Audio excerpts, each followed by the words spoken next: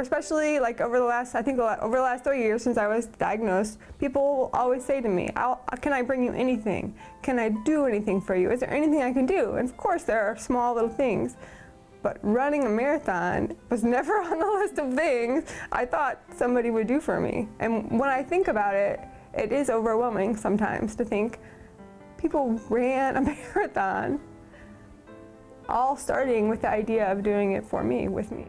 It was soccer that brought this group together originally. Everyone clicked.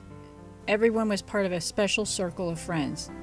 Diane was also planning to wed the love of her life. It was about 2 months before the wedding, and I had a pain in my abdomen for a couple of days, and I called my physician and I talked to her about it. She wasn't really worried about it. She knew it could be so many different things. But after a couple of days, it continued. So it had been about a week. So I called her, it was late in the day, and she said, it could be appendicitis. That's something that I wouldn't be able to treat in the office, so why don't you go ahead and go to the ER? We were planning a wedding. We were getting to start the next chapter of our life. And life itself flips completely. She immediately experienced emergency surgery. And so when I woke up, I found out that it was cancer. I had had a hysterectomy, they had done staging, and we would be getting more information in the next couple of days about how advanced it was. We were still gonna have to figure out where that was exactly, but that meant stage 4. So that's as bad as it gets. Her friends never left her side. Going with her to treatments, they would talk about family, goals, and her dream to run the Chicago Marathon. So we were sitting at Siteman in South County and talking about the marathon and how I had volunteered before and had such a great experience. I had seen you before at the marathon in Chicago, and I wanted to do it. But I just couldn't do it that year.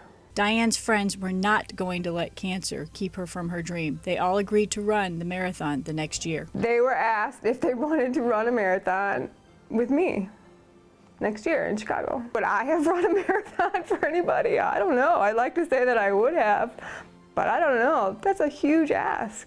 I mean, that is a huge ask. That's at least 6 months of commitment to running multiple times a week, of these women that have big families saying, nope, I'm gonna miss that practice this week, or I'm gonna miss that game because I'm training for a marathon. I mean, this was a huge commitment. I was a little nervous about it because, I'm older than a lot of the girls who are running it, and I just thought, well, this is gonna be something. And then most of the training, I had plantar fasciitis, I had a back problem, but I was just like, we're in. And this team of soccer players turned marathon runners devoted their race to raising money for the American Cancer Society to move closer to a cure for cancer. I am a 7-year breast cancer survivor. When I signed up in June, which was late, it was $1,200 or $1,900. And I was like, and talked to my husband, and he said, well, let's just do the $1,900 and see what we can do. And I'm like, $1,900 is gonna be a lot of money. And bam, that night, one of the teachers that I used to work with, whose husband died of melanoma, donated $50 right that way. And I was like, whoa, these are people I never even thought about that would donate.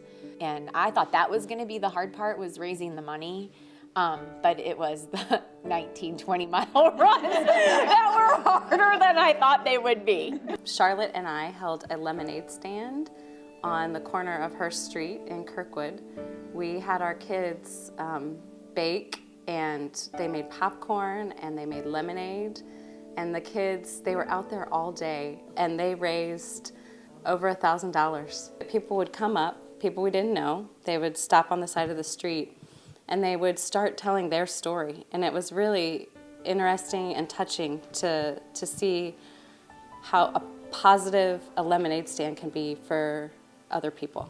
Some of them, I will say 95% of people have met somebody that had cancer or have a family member that had cancer, etc. So when you start putting your story forward and asking for donations, and people understand what you're doing and why you're doing it, you are always surprised of how much love comes back and how much support comes back. And to be honest, it was amazing.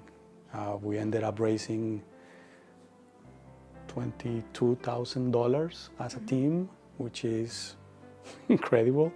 Race day came, and Diane knew she would not be able to keep up with her friends. But the experience of fundraising and being with her friends at the marathon was more than she could have ever dreamt for. Well, I was excited to start because there were 10 of us that were all together in the last corral. And I didn't know at the time the other 9 people running with me had agreed to all stay together to run the first mile with me. So when we did that together, it was really emotional for me because I wanted to run it, but I didn't expect everybody to want to stay with me at my little barely moving, running, walking pace. So the fact that we all stayed and ran that 1 mile together, I mean, it really felt like that's how it should be. It meant so much to me because when I pictured what running a marathon with everyone together, that's what it would be like. We would all be there to start and support each other. And you know, I know 15 people can't run a marathon together. That's not the way it works. But the fact that we could run 1 mile together, you know, it was a really powerful moment. So people would be shocked that I did this because I am bionic. I have a L4, L5 disc replacement in my back. They said I'd never run, I'd never play soccer, and I'm out there doing it. So during the marathon,